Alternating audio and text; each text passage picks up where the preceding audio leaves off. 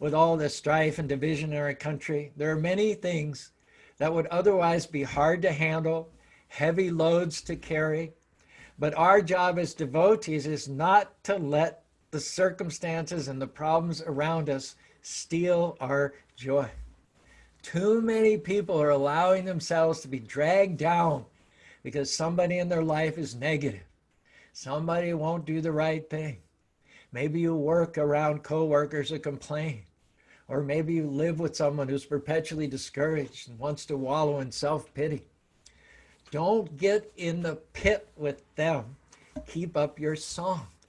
Declare today, I'm not allowing another problem, another circumstance, or another person to keep me from giving Krishna praise. I'm going to praise the Lord. Satatam kirtayanto mam yatantas cham dridavataha namasyantascha mam nityam tashanti cha ramanti cha. I'm going to praise him at all times. I'm going to get my song back. Hare Krishna, Krishna Krishna, Hare Hare, Hare Rama, Rama Rama, Hare Hare. We're not denying problems. We're not encouraging people to stick their heads in the sand. Problems are real. And at times, life is extremely difficult. But after you get through this problem, after you get through this pandemic, after you overcome this challenge, guess what? There'll always be another mountain to climb, another obstacle to overcome, someone or something else to deal with. And if you're waiting for all your problems to go away before you decide to get your song back, you're going to be waiting for a very, very long time. The best smile is the one that starts on the inside. Cheto darpana marjanam. It's joy that wells up from within the heart and it overflows. And that means we have so much happiness inside that when other people get around us, it rubs off on them. When they leave our company, they should leave happier, more encouraged, more inspired, better off than they were before they met us. Ask yourself this question. When you're around people, are you always taking and never giving? Are you counting on them to cheer you up? As devotees, it should just be the opposite. We need to start making melody in our own hearts.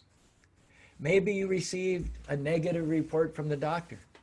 Kind of tends to take the wind out of your sails. But that's the very time you have to dig in and say, Krishna, I know that you're still in control. I'm going to keep a smile on my face. I'm not going to go on Facebook. I'm not going to pick up my cell. I'm not going to get all down and depressed. I'm going to keep a smile on my face so that people will not even know about this medical issue that I'm dealing with, because my priority is to give you praise in the good times as well as in the bad times. Satatam kirtaya. Satatam, not when I feel like it, not when I'm up, but satatam. Tesham satata yuktanam. That's our emphasis as devotees. Here's a prayer in this connection. Keep us, Krishna, from all pettiness. Let us be large in thought, in word, and deed. Let us be done with fault finding and leave off all self-seeking. May we put away all pretense and meet each other face to face without self-pity and without prejudice. May we never be hasty in judgment and always generous. Let us always take the time for all things and make us grow calm, serene, and gentle. Teach us to put into action our better impulses, to be straightforward and unafraid. Grant that we move from cradle to grave with a song in our hearts, a song of gratitude, a song of love, a song of praise. And, oh Lord, let us not forget to smile. And it's not always easy to give Krishna a smile and a song of praise, but it helps to know that when I keep my song, Hare Krishna, that not only activates God's divine power from within, it not only immunizes me against the stresses of daily life, but it also replenishes me. It fills me up and it spills over into the lives of my family, my friends, my co-workers, even casual acquaintances. Every time you chant, Krishna will fill you afresh with his joy and peace, his strength, his victory, his favor.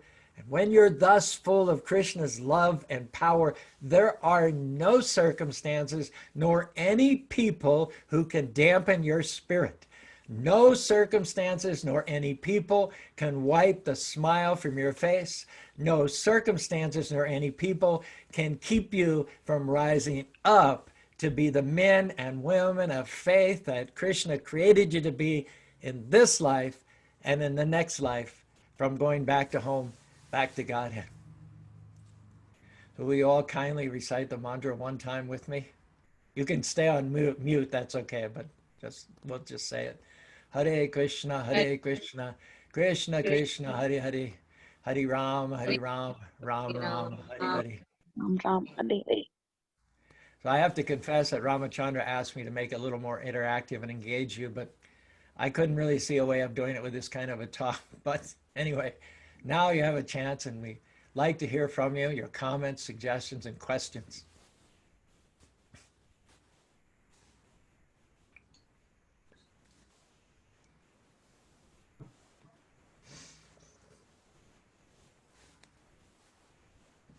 Malini Priya, Malini Priya, please go ahead. Hare Krishna, Charu Prabhu. Hare Krishna, Malini. Yeah, so, this morning. Talk about a smile. Your smile is dazzling. So this morning thank you, Prabhu.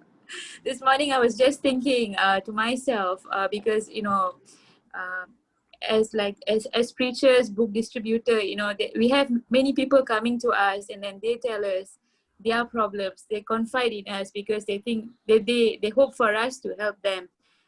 And Vaishnavas, we are supposed to be very compassionate to everybody, lending our hearts and, lending our ears to give our hearts to them and tell them, hey, it's going to be okay, keep chanting, rely everything, everything in this material world is just dukkhalayam and asaswatam, temporary, and the world is full of miseries. Then I was thinking, but when we are into trouble and when we have problems, what do we do? Who's going to help us? And I got the answer in your class this morning by hearing and praising the Lord.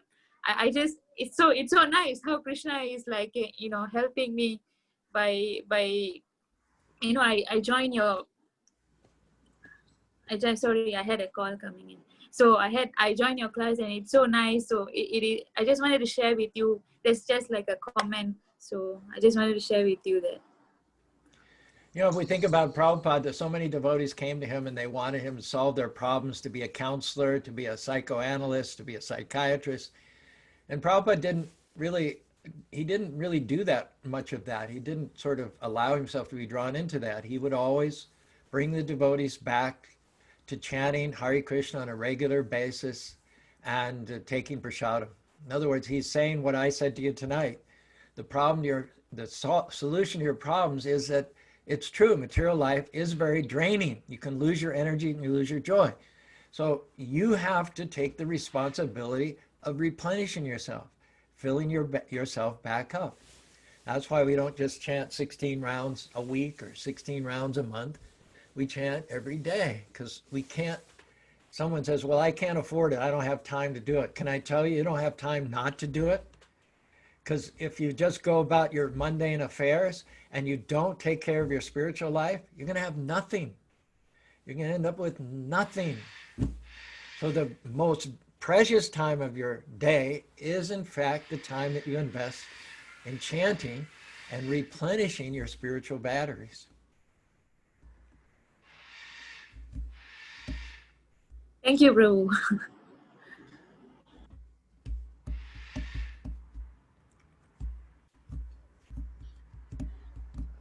Any other questions or comments? Hare Krishna. Oh, Hare Hare. Go ahead, Prabhu. Go ahead. Yeah, hi. This is Vijay Prabhu. Hare Krishna. Haribo Vijay. Yeah. Prabhu, this is an off question. So what's happening with the temple today? The timings during this pandemic? Do you have visitors coming in? Are people flying down to your city? And are you open to public right now? What is it happening? right now in the temple? We closed, what was it? We closed March and May 5th, April. correct. No, wait a minute. April and May. Closed April and May. And then we opened up on June the 1st. And since June the 1st, we've had our gates have been opened. We're just 3 miles off of Interstate 15. So all the Okay. cars going north to Yellowstone and Salt Lake, south to Vegas and Los Angeles, we have two big billboards, north going and south going. So people, they come off the freeway, they see the temple, they visit the animals, they have lunch at the buffet. They have to wear a mask and they have to sanitize their hands. And when they serve themselves in the buffet, they have to wear gloves. Okay. And they have to social distance. But yeah, we've been pretty much open since from 8 in the morning till from 10 in the morning till 8 at night since June. We never stopped the Sunday feast. We did restrict it again from the public in April and May, but it's been open to the public since June. Very People nice. keep distance, Yeah, we're fully functional. Of course, our two main sources of income disappeared overnight. The Festival of Colors. We had to postpone it from spring till September, and then we just postponed it again till next year. I think it's too soon to have it.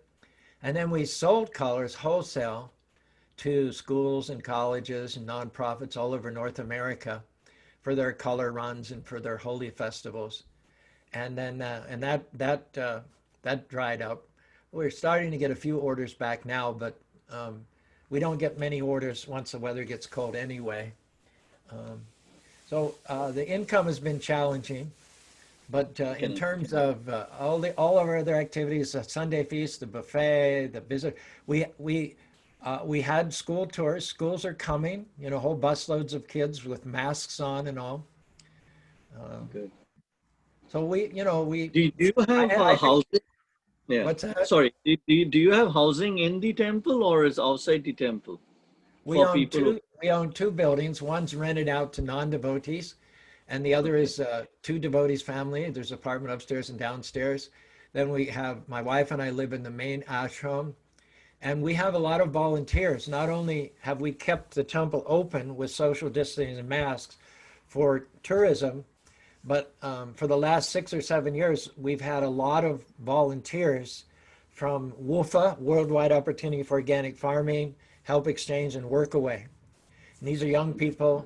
Generally, they've got degrees and they're taking a gap year before getting a job. And they come and they work for 4 hours a day, 6 days a week in exchange for room and board.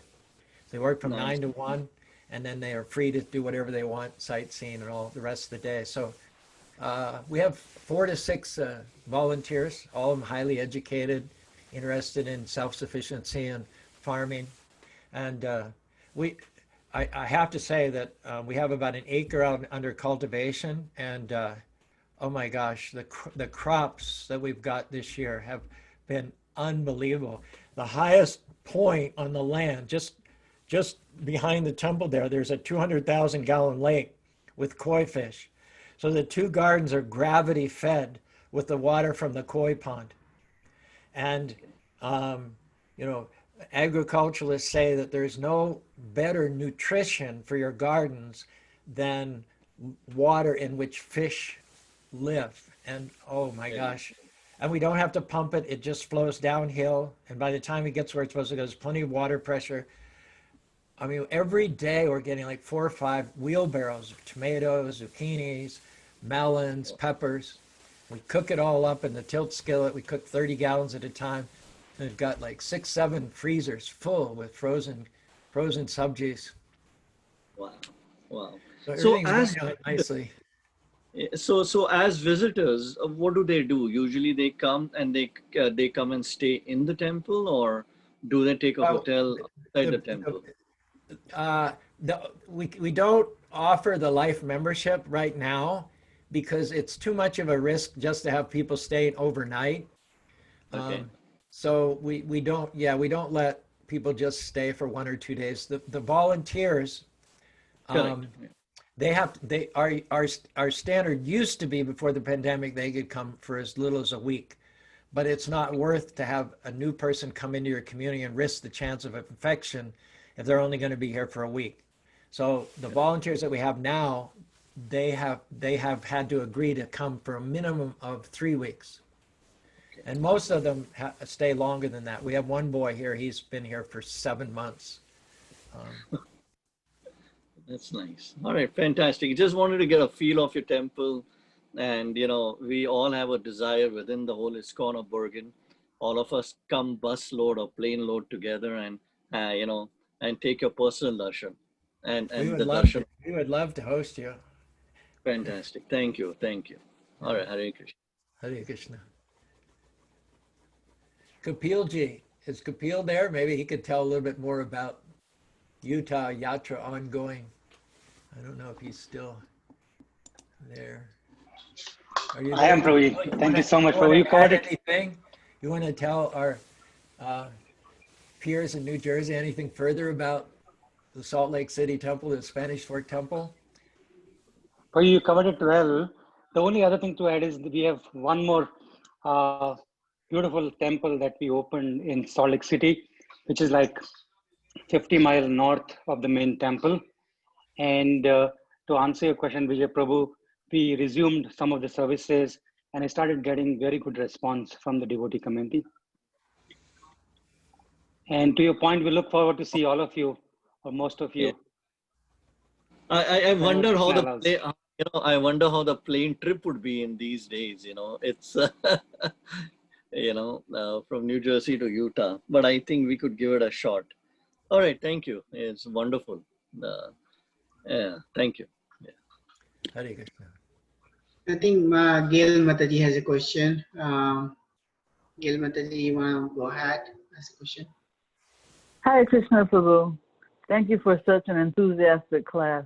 I just had one question because I just heard earlier today only that someone was making a distinction between chanting the mantra and reading. Yes, just reading Srila Prabhupada's books, for example. And the distinction was that reading increases one's, intellectual knowledge, but chanting changes the heart. I think that's how I understood it.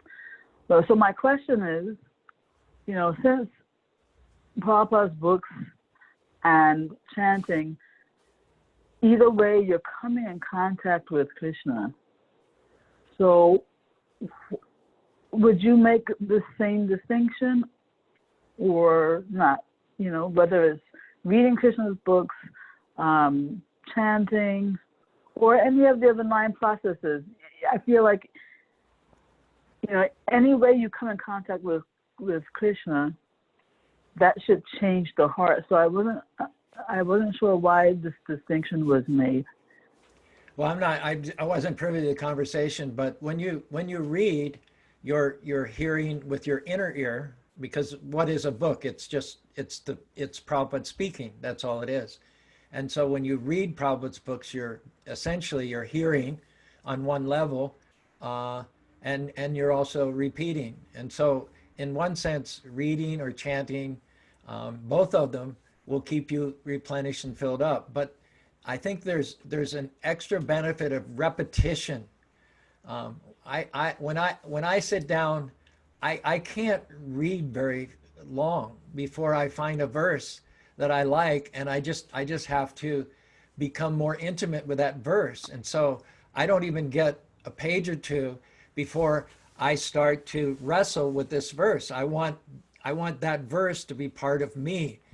And so I'll just start repeating it over and over again. I'll put it into I have a digital program. It was actually for rap songs, but I also use it for verses.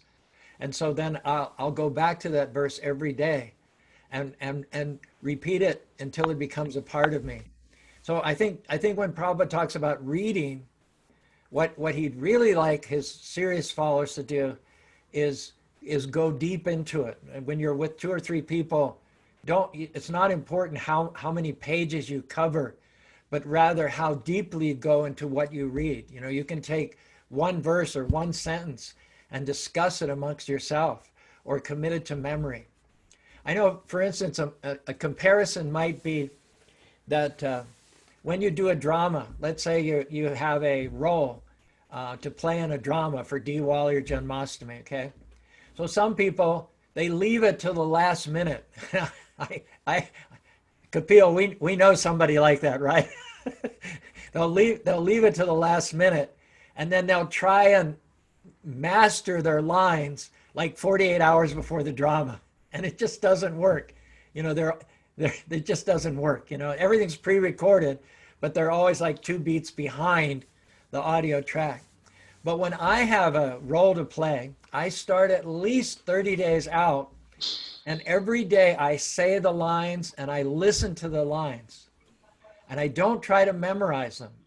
I just absorb them. I absorb them. The difference between trying to memorize and just repeating them over and over and over again is that the more you repeat it, the more you're not just memorizing the lines that you have to say as that character, but through repetition, you are becoming that character.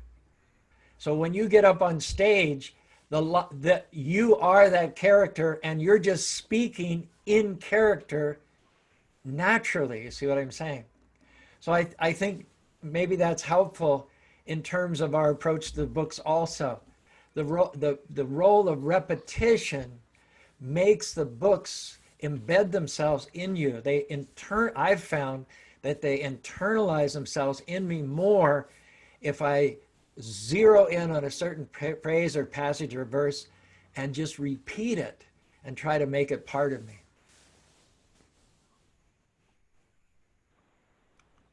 So, in that light, do you see a distinction between, let's say, 2 hours of chanting japa and 2 hours of hearing katha, like how we're doing this evening, or 2 hours of attentive reading? Do you see those three, for example, as being on the same, having the same potency? In the sense that Krishna is the object, and there are 64 items of devotional service, and what they all have in common is that we're praising Krishna, we're singing our song of praise to Krishna, we're centered around Krishna. But of course, we can't minimize chanting our 16 rounds, because only through the pleasure of the spiritual master, Yasha Prabhab, Yasha Prashada, Bhagavat Prashada, Yasha Prashadana Gopi, we minimize the orders of the spiritual master to chant 16 rounds at our own risk. You know, we can't think that we're so advanced that we can skip over that and get to the more serious stuff of devotional service. In fact, if Prabhupada's not pleased with you, then you're not going to make advancement. And so you have to follow his instructions as the topmost priority. But I would also add that verses and reading, discussions and all this, you can't just do one thing all day long for 12 or 18 hours. You can't be a Haridas Thakura. And so after finishing our 16 rounds, we still need a variety of Krishna conscious activities to keep us linked up with Krishna. Okay, thank you so much, Prabhu. Thank you for your question. Okay, well, if you have any other questions, please post it or raise your hand. Prabhu, if you have time, there's one question on the chat. Can I read that question? Mm-hmm. Yeah, should I look at the chat? Is that what I'm supposed to be doing? I'll read this. This is on the private wow. chat. So Okay. there's a question says that I totally agree that the material world is temporary, but shouldn't we focus on our career too, as that is our karma, because this would be our way to fulfill duties towards our family and parents. Because doing both chanting 16 rounds a day and focusing 10 hours a day towards your career seems impractical. Can you please ask? Okay, so this is the Oh, question here. did you say career? Is that what you said? Focus on Yeah, your, so the devotee is asking that there is a career to fulfill your responsibilities towards your near and dear family members. However, you have desire to do your 16 rounds and sincere sadhana. So how the two go well? Because it seems like impractical if you are spending 10 hours in the job, maintaining career, fulfilling the needs of all the family members, and then chanting as well. well, okay, a couple of different points. One is if you're not at that level where you're comfortable to do 16 rounds, just do whatever you can. Don't stress out. Um, you know, we all at different levels of maturity, and we have to sometimes take baby steps. Sometimes we have to stand before we can walk, and sometimes we have to walk before we can run.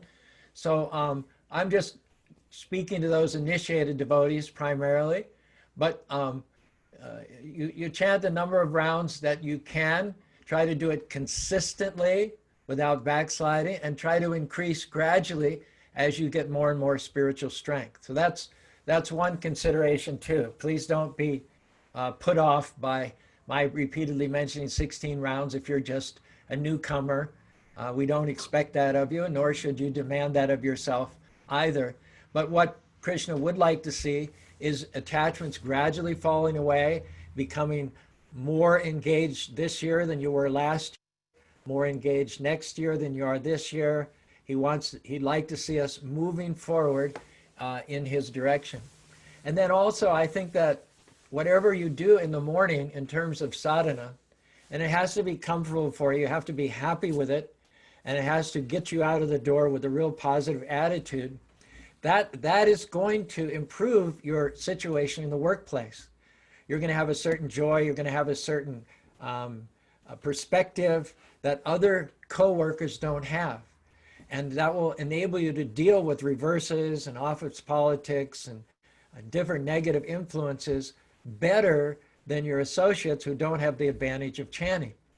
When you go to work as a devotee, you're going there to preach. And that's not necessarily to get someone in a corner and tell them about Bhagavad Gita, but you're preaching by your joy, you're preaching by the way you treat people, you're preaching by your attitude, you're preaching with your smile, you're preaching with your kindness, your friendliness, you're willing to help out a coworker.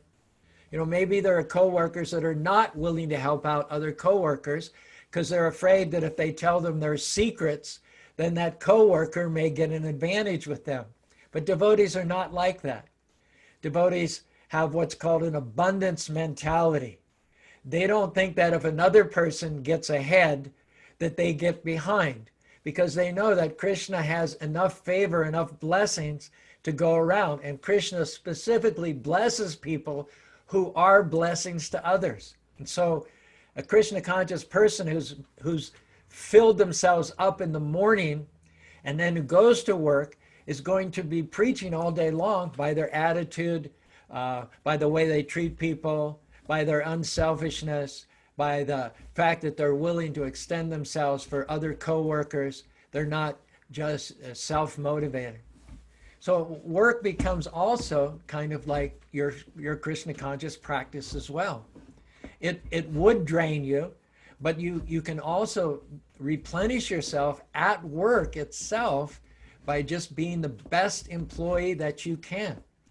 You should be so valuable to that company that they can't even imagine doing without you. It should be indispensable.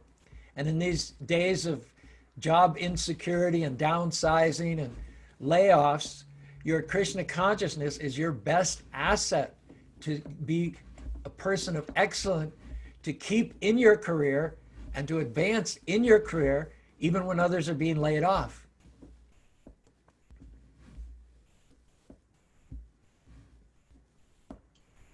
Does that help at all? Thank you, Prabhu. That's perfect answer. Very, very nicely said. Thank you so much. I'm waiting for others to have any other questions. In the meantime, I'll just put up my question.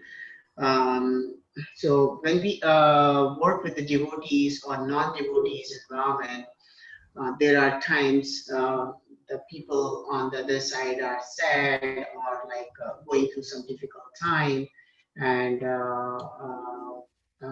as the class was that we need to carry our happiness and rub the happiness to the others, right? So how do we do that? It's not really easy for a normal person to carry that way. I didn't catch all the words. There's a lot of echo where you are, and I didn't actually catch every single word that you said. You said some people are sad.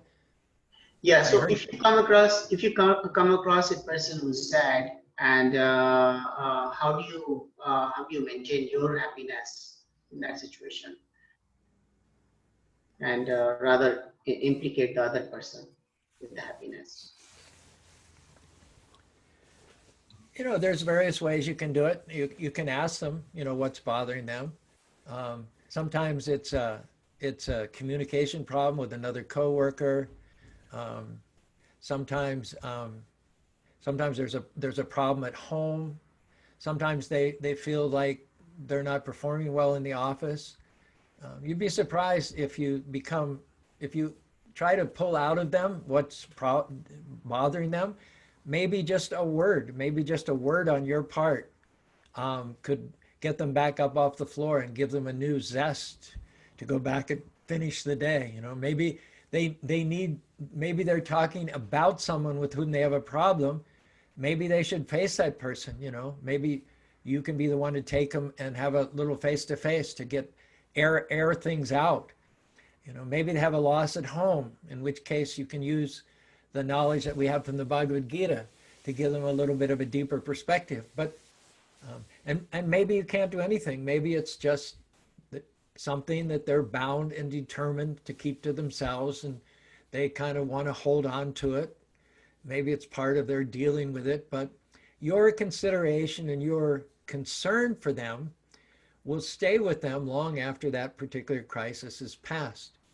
As far as keeping yourself from becoming sad along with them, I heard a story about a fellow was driving along the Golden Gate Bridge and he saw someone who was about to jump. So he pulled over and parked and walked back, and he asked that person, "What's troubling you? Why are you about to jump?" So that person started telling him all his problems, and after 2 hours, they both jumped. So it's one thing to lend a helping hand, to be friendly and be considerate, but it's another thing to let them take advantage of you. It's another thing to let them sing their sad song on your shoulder to the point that you do get depressed. And so it's up to you not to let somebody else steal your joy. And that probably has a lot to do with the amount of time that you spend listening to them. You can ask them what their problem is and give them a few words of hopefully helpful advice, but sitting there and listening to their complaints and their problems is not going to help you out at all. There's one thing between giving someone a helping hand or an encouraging word and having them move in the basement apartment.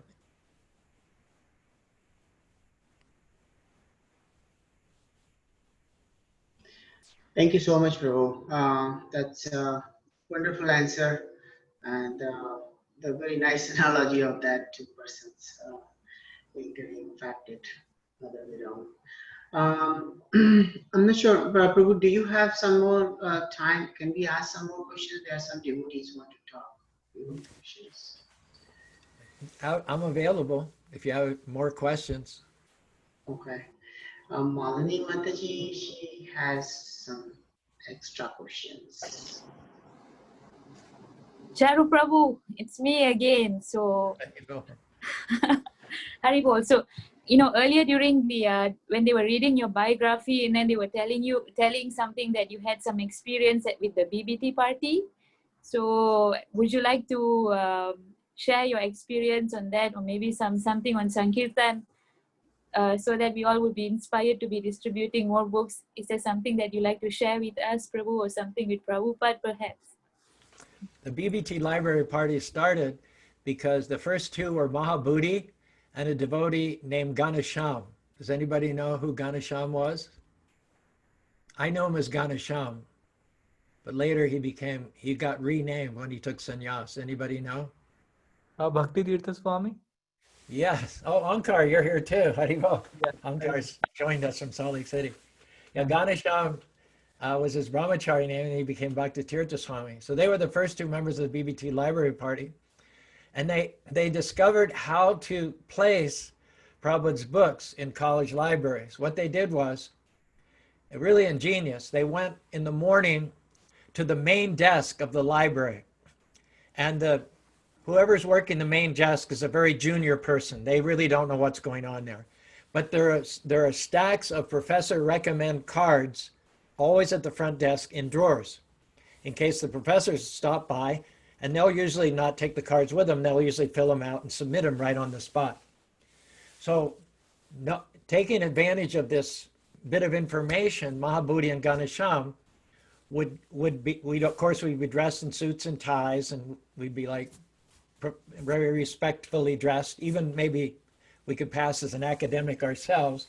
So they would get a stack of professor recommend cards from the front desk in the morning. And then they would go visit professors that taught in humanities and world religions, and they would get the professors to sign the cards. And then they would take 4 or 5 of these cards back to the acquisitions librarian at the end of the day.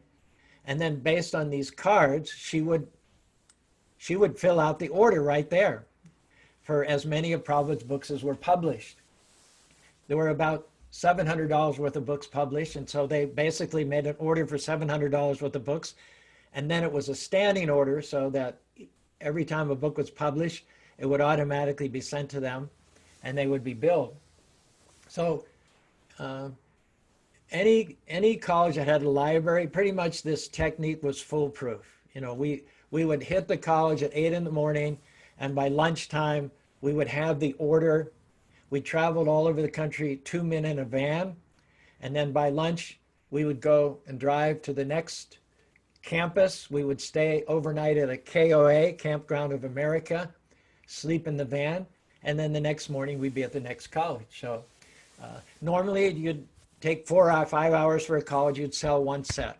That was pretty much a normal day. Every once in a while, a college would have more than 1 library, and occasionally a professor would purchase a set for himself. So the most we'd ever done was 6 sets at Dartmouth and 6 sets at Harvard. I was on the crew that went to Dartmouth, and there were 3 libraries on campus, and then 3 professors bought. So that was the most that we ever sold. Now, our big guns, Mahabodhi and Ganesham, were sent to Brigham Young University, just 6 miles away from where we are. And as I said, you normally go on campus at 8, and you're usually done at 2, and normally you sell 1 set of books. So Mahabodhi and Ganesham spent 3 entire days on the campus of Brigham Young University and sold, are you ready for this? 18 sets of Prabhupada's books. Haribol! And so we gathered on the weekends, and they told us all about it, and the whole society heard about it. And I thought, that was in 1976. So I thought, wow, these people in Utah, they're really keen on God.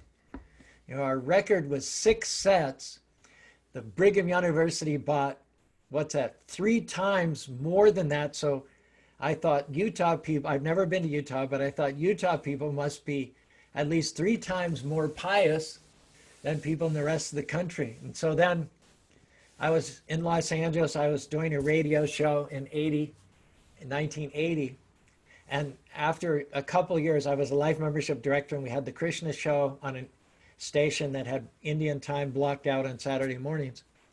But after a couple of years, I thought that, the money we're spending to rent time, we could take that same money and cover the mortgage of a smaller radio station somewhere else in the country. So for 1 year in Los Angeles, I would go to the library and pick up a copy of Broadcast Weekly and look in the classified section for radio stations for sale.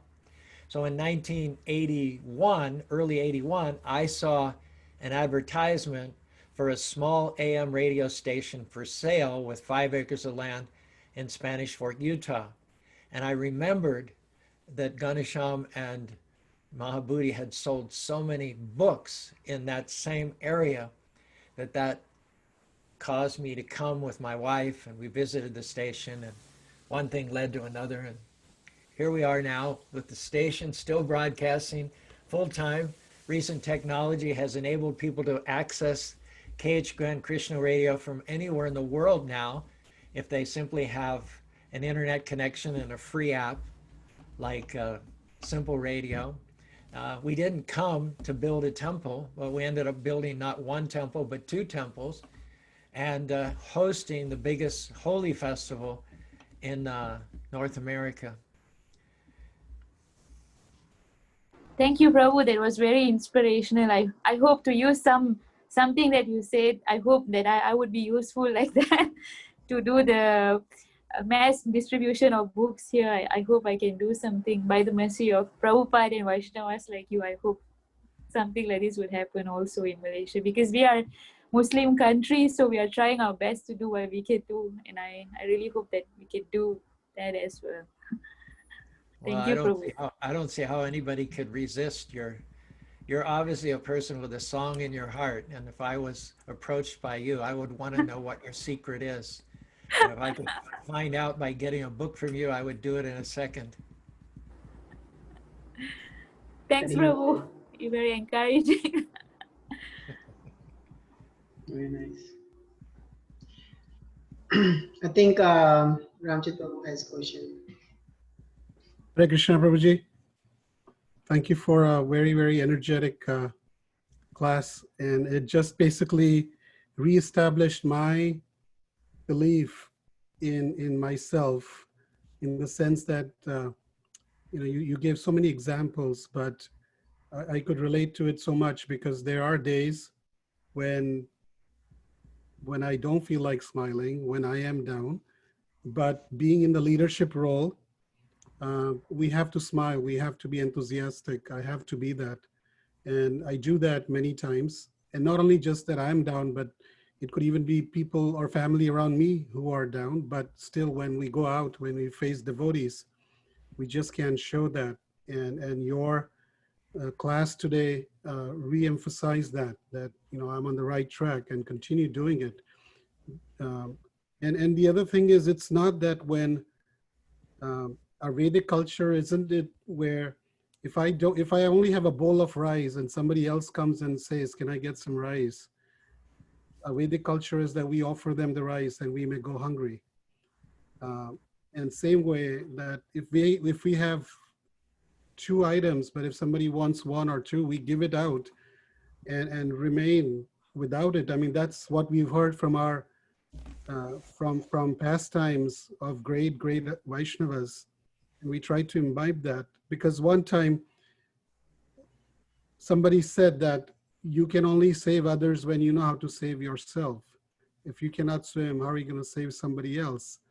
But somebody who loves somebody does not think, right, at that point, that this person is drowning and I don't know how to swim. They just jump in the water to save. That's the love and affection. So when I see comments like that, try to save yourself and take care of your own sadhana and take care of your own family first, I'm like, okay, that's fine, but it's even better to, even in those situations when you're hurting or but you're still giving to others, isn't it? Am I thinking right? I think, if you have problems, things that you're dealing with, the best way to get through your problems and to stop focusing on your problems is to see if you can go help somebody else out. That'll get your mind off of your problem and then you're planting a seed. And we know that what goes around comes around. You plant, every time you plant a good seed in good soil, it will produce a good result. It won't be overnight, but just like we do a lot of planting here in March, and we don't see any result for weeks and weeks. Nothing showing out of the soil. And someone might be tempted to think, well, all that planting and everything was just a waste of time because we've got nothing to show for it. But a farmer, an experienced farmer, agriculturalist, is not only confident that the seeds that they've planted are going to grow, but they're planning for the harvest already. They're getting the tools, they're getting the implements, they're weeding, they're watering, and they're doing everything with the full expectation and confidence that each one of those seeds that they planted is going to produce a bounteous gift. And I mentioned, I think that for every seed that we plant in the spring, we're getting, I mean, you can't, it's just mind-boggling how much we're getting from the land that we have and from the seeds that we planted. So whenever you help other people out, you can start getting excited about the bounty that's coming to you. You will not miss it. It will not be distracted. It will not be diverted. It will come to you in due course of time. And so when you, however many things are facing you, when you take the time to not be totally self-absorbed, but to notice other people, even when you're under pressure, to still notice people and give them grace, give them encouragement, then when you're really up against the wall, down the road, in the future, Krishna will send you what you need to get through your challenge as well.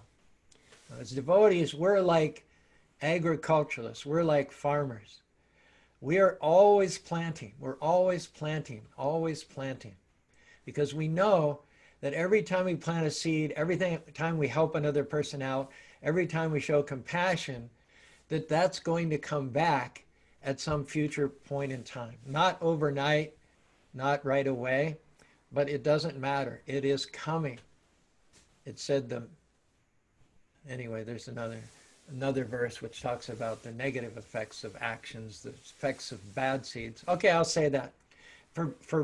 You do a insensitive, cruel act. It said, the mills of God grind slowly, yet they grind exceeding small. They with patience he sends waiting, with exactness grinds he all. So just as you do a bad deed, you don't get instant karma, but you do get the karma in due course of time, and it is completely thorough. Similarly, when you plant a good deed, you don't get it right away, but you get it in due course of time, and it multiplies. You know, we just plant one seed and we get 20 watermelons. So you don't just get it back, but you get it back 20 times over. So people with the broad vision, people of God conscious, they respond to unfairness, betrayals, difficulties, challenges, critics, enemies. They never waste their time or get distracted confronting them. They never let those people or circumstances drag them down. Their response to every circumstance, whether it's good or bad, favorable or unfavorable, is to keep planting seeds. Always, always, always planting seeds.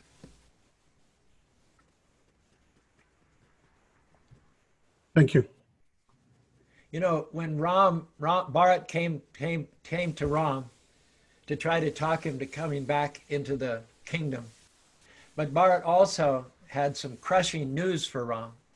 Now Bharat and the people that came with him, they had some time to assimilate the fact of Dasarath's death, and they had had time to cope with it. But Ram had no forewarning. You know, when Bharat arrived, pretty soon, you know, right away he said, you know, Dasarath has died. So can you imagine the potential weight of despondency and depression that hearing that news could have had on Ram. But Ram's pattern of behavior and thinking was always planting seeds. He never fell into self-pity.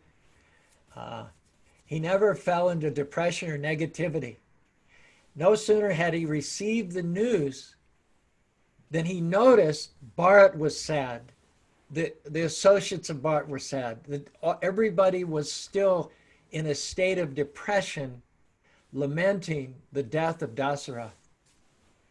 And I'm sure Ram felt it more than anybody. The potential grief, because he was closer to Dasarath than anybody else. So he must have felt a huge sense of loss, but he didn't show it.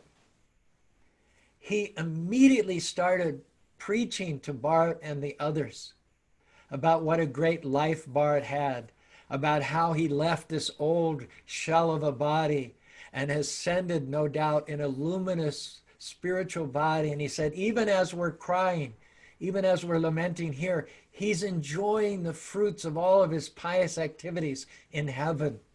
He said, rather than waste our time in lamentation, we should be inspired by his inspiration and do acts of piety and righteousness and consideration so that we can follow in his footsteps and rejoin him in the heavenly celestial regions in the future. And I think that's a good example of what we're talking about, how you don't show others what it is that's hurting, but you just respond to the hurt, respond to the loss by looking for somebody else to help out, for looking for other seeds to plant. Thank you. Thank you very much.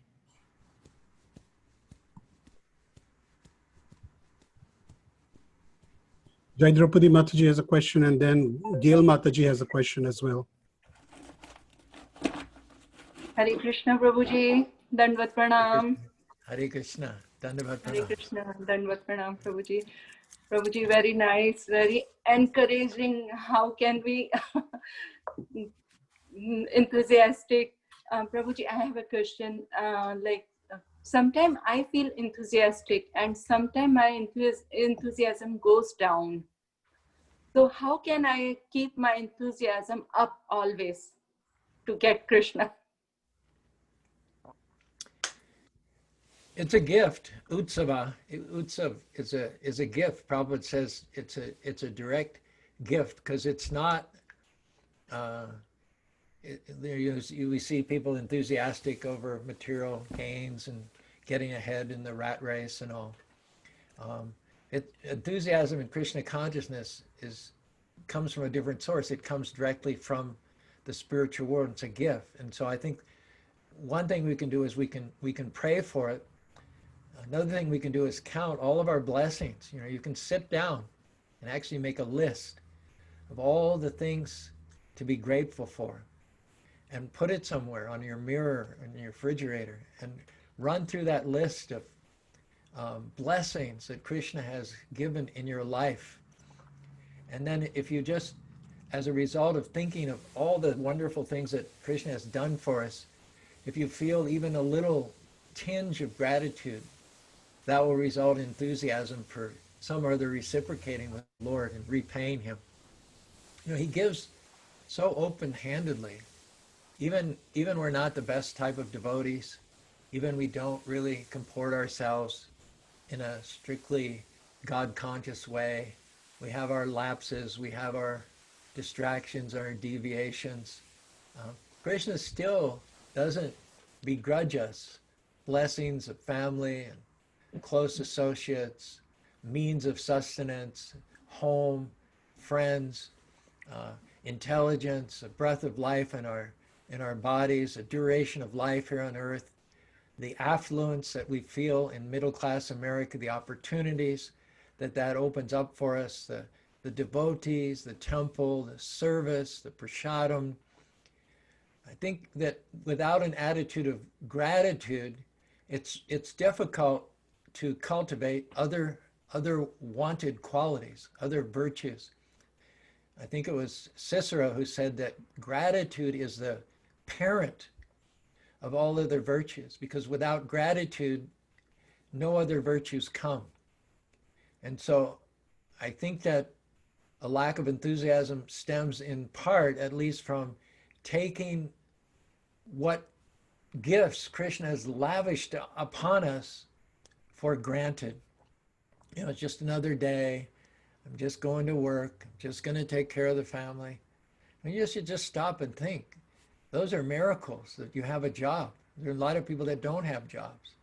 A lot of people don't have families. They've lost family members. They don't have a house to live in. They don't have health. You know, whenever you take things for granted, just think about how fortunate we really are in all those essential areas. And we wouldn't be here today if it wasn't for Krishna. You know, how many times has he kept us from getting in an accident on the freeway or from getting that disease? You know, his protection and direction often takes forms that are not so dramatic. You know, it says that direction is also protection. So from within the heart, Krishna is protecting us from so many potential injuries and sicknesses that could have tracked us down.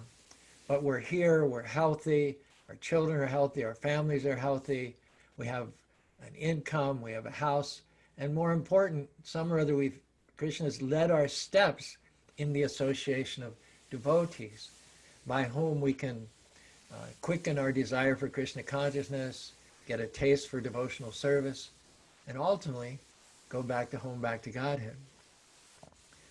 We need to live a conscious life. And that's why it's important to spend some time every day to cultivate spiritual life. It doesn't drop automatically in your lap. This is a culture.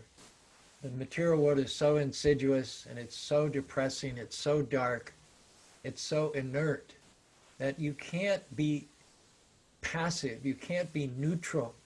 To be neutral is to be defeated. To be neutral is to become one with matter, passive, inert, dark, depressed. So you have to be serious about doing some spiritual practices, replenishing yourself, filling yourself up. And sometimes you don't feel like it, but you know, there's many things that we don't feel like doing, but we do them anyway. You know, you don't always feel like going to work, but you do it because you think work is important. You know, your kids don't always feel like going to school, but you insist they go because it's important. But work and school are pale in importance to the imperative of making this life successful and becoming Krishna conscious. So if you think it's important to go to work and it's important to go to school, then with right priorities, the most important thing is to take care of your own spiritual bees, your own spiritual seed, nourish it and water it. And the way that you know that your seed is getting the proper nourishment is that you do feel enthusiastic.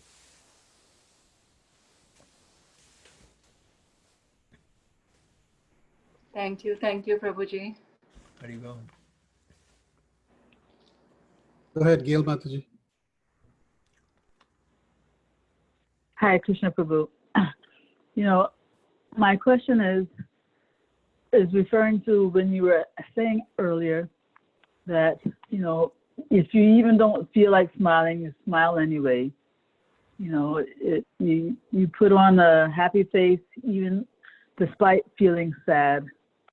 So you did speak on this many, many years ago, because I listened to the recording, but I don't know where to find that recording now. How to overcome feelings of artificiality when you're putting on a happy face despite your negative emotions. It's science, actually. There's a lot of science about it. They've found that people in hospitals who are languishing, they're not getting better, they're not recuperating, they take them out into a park and they let them associate and see and hear the chanting, the laughing and the smiling of small children. It's been proven That's 6 people who are taken on excursions into parks where there are children laughing and smiling, get cured. They turn it around and they get cured. Their times of recuperation are quicker than others. In Fortune 500 companies, oftentimes they'll be sitting around the boardroom stumped for new ideas. Everybody's feeling dried up creatively. They haven't had a new idea since they can't remember. So they just take a break, they go out and they go to a park, or they tell each other some jokes, they smile, and then they go back to the boardroom, and guess what? Creative ideas start bouncing off the walls again. When you smile, it's said that your immune system is built. When you smile, you generate the corpuscles, the cells that actually kill cancer. When you smile, you live longer. When you smile, people are attracted to you. You know, if you've ever been in a group of people and then there's one clump of people, all of a sudden they burst out into laughter, everybody looks over in their direction. Oh, those lucky people. They're having a good time. I wonder what they're laughing about, you know. Maybe I should get to know them. So smiling is not just like a luxury. It's not like an option. Smiling, someone said that if smiling or laughing were a medicine, every doctor would prescribe it, considering all the benefits it gives you, considering the fact that it's free of charge, that anybody can do it. There isn't really any medicine that's as effective or comparable to just smiling. And you may say, well, it's hypocritical because I don't feel like it. But that's what faith is all about. You know, you can't wait till you feel good to smile. You get a chance to smile when you don't feel good, because that's your exercise of faith, you know. Krishna didn't say to Arjuna, oh, well, wait till you cheer up. You know, maybe we'll come back another day when you're feeling better, and then you can fight. Basically, Arjuna didn't feel like fighting, but Krishna said, do it anyway. Happy are such kshatriyas to whom such fighting opportunities come unsought. You're a kshatriya, that's what you're trained to do, and that's your duty. And so even right now you don't feel like doing your duty, you just do it anyway. Instead of feeling yourself into the action, which is immature, act yourself into the feeling. That's the way to become spiritually mature and build character. And Krishna gives the best rewards when we don't feel like it, but we chant anyway. When we don't feel like it, but we go to the Sunday feast anyway. When we don't feel like it, but we do our service anyway. When we feel like we've got so many problems that we should be totally self-absorbed, but we still look out and notice other people and try to extend ourselves to help them. These are opportunities. When you're not feeling enthusiasm, when you're not feeling gracious or generous, and we're not feeling like doing your duty, these are the times that you can make the most spiritual advancement. Krishna is watching, and he notices when you overcome your mind and your senses and your emotions, when you don't just do what you feel, but you do what you know is right. That's when you make rapid advancement in Krishna consciousness.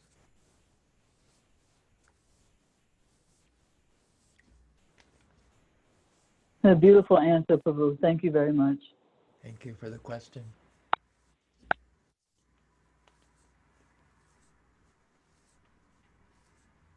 Ram Sharan Prabhu, go ahead. Thank you very much. Hare Krishna Prabhuji. So it was such a wonderful, inspiring class to all of us. Just I would like to understand validate my understanding. Your voice is a little echoey. Trying to discern the words.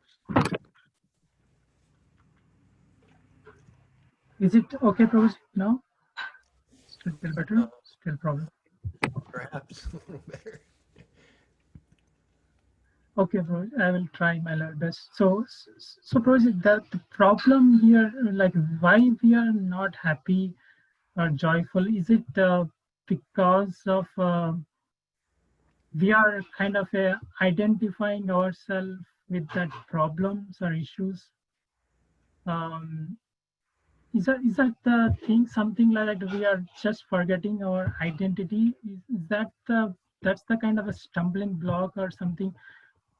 Because by nature we all want to be joyful. That's the soul soul dharma, right? The full of knowledge and the joyful.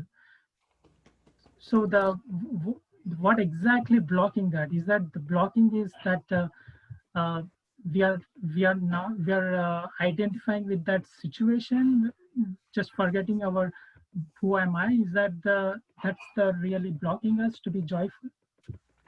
Change of body, Krishna, Arjuna asked Krishna, Param bhavato janma, param janma, katamita biganam tamado praktavadam. He says, Krishna, you were born just the other day, along with me, your cousin. So how is it you spoke to the sun god Vivishwan? And Krishna says, Bahuni me vyati tani janmani tani ham beta nitam beta parantapa. Said, both you and I have taken many births. I can remember all of them, but you cannot. So Prabhupada explains in the purport that the reason that Arjuna cannot remember all those births is because of his change of body. Because of the changes in this material world, we forget. It's hard to remember what we were doing this time last week, or this time a month ago, or what to speak of our youth or our childhood. We forget because we're constantly changing our bodies.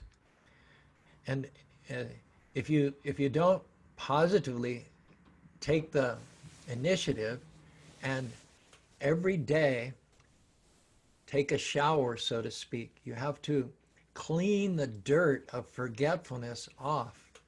Because if you don't do anything, you'll end nonam pramata kuritevi karma yadindriya pritam. But Rishabdev says the nature of this material world is that you become mad after sense gratification. And people are mad after sense gratification. They forget who they are. That's the first symptom. You forget who you are. And then you become conditioned by matter, by darkness, by depression, by temporality. So the duty of a devotee is not, like you said, not to forget. How was Arjuna's depression lifted? Nashta moha shmitir labda. He says, now my illusion is finished and my original consciousness is regained through hearing the message that Krishna delivered to him in Bhagavad Gita. And that message cleansed off the dust, the forgetfulness from the mirror of the heart. Krishna baliya se jiva bahira dirmukha.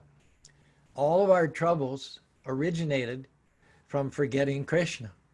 Therefore, all of our troubles will be solved when we remember Krishna.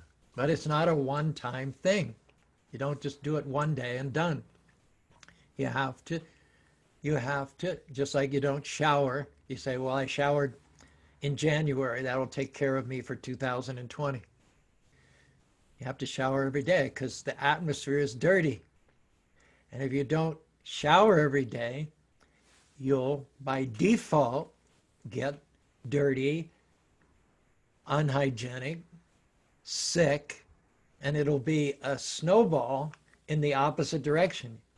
It'll be a snowball into despair and negativity and depression. So you answered your question when you talked about remembering who we are. You honestly, you cannot remember not to abaham jatunasham, nuttam nemajan, nitchayodi. Never was there a time, never was there a time when you did not exist, nor in the future will you ever cease to be. Now, isn't that the most powerful antidepressant that you could ever take? I mean, how can you remember that you're an eternal spirit being, a creature of light, indestructible, loved by the creator of millions and millions of universes. I think it would be, you'd almost have to give a medal to somebody who could think that and at the same time be depressed, because I just don't see how the two opposite feelings could accommodate themselves. It says when you should learn how to look within and look ahead. Look within to see an eternal, immortal, imperishable spiritual being inside your body, and look ahead. If you're eternal, that means you existed before the universe. You'll continue to exist after the universe. So, I mean, why should some temporary problem that's just facing you for a day or a week or a month steal your joy? Why should something that comes across the path of an eternal living being who's created indestructible, I mean, how could somebody so blessed like that by the most powerful Lord of millions of universes succumb to depression? And the only answer is you just allowed yourself to forget who you really were, and also the fact that whatever it is that's facing you, it didn't come to stay, it came to pass. So because you're eternal, you will if you don't solve it, you'll outlast it. That's the worst case scenario, is that long after that problem is a distant memory, you'll still be going on. You'll still be who you are.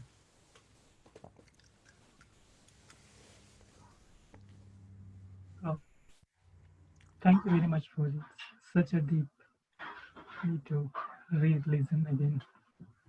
So, thank you very much.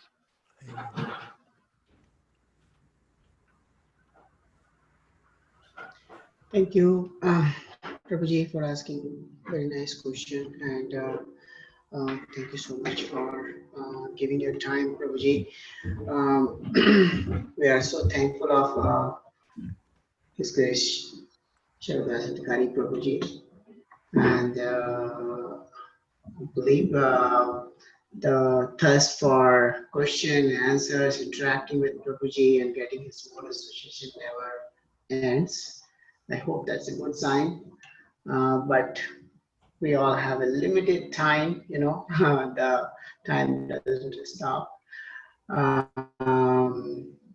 would like to request Prabhuji to please consider giving blessings to all the congregation members and keep coming here as the time allows. And we are so thankful of your words of wisdom and so many nice poetries you gave us in this class today. And we are with the bottom of my heart and on behalf of the whole congregation, many thanks. And with that, I would request all the devotees to unmute and say your as an appreciation aloud Hare Krishna for the devotee. Hari Bol, Hari Bol. Hare Hare Krishna. Hari Bol. Hare Thank you. Krishna, thank you. Hare Caru, Krishna. thank you. Thank you. You don't even have to Thank you, thank Charu me. Prabhu. I love being with your congregation. Thank you. You've been so generous and kind to me that I feel like whatever I can do to reciprocate your kindness and love I'm more than willing to do that. It's a small price to pay for the hospitality and love that I felt from all the devotees there in northern New Jersey. Very much. Hare Krishna. Hare Krishna. Thank you. Thank you so much, Prabhuji. So we sing the prayers. Vanchakalpatarvasya Kripasindhuvayamcha Patitanam Pavnebhyo Vaishnavabhyo Anant Koti Vaishnav Bhaktivinoda Ki Jai Bhaktivinoda Ki Jai Prabhupada Ki Jai Thank you, Hare Krishna. everyone. Hare Krishna.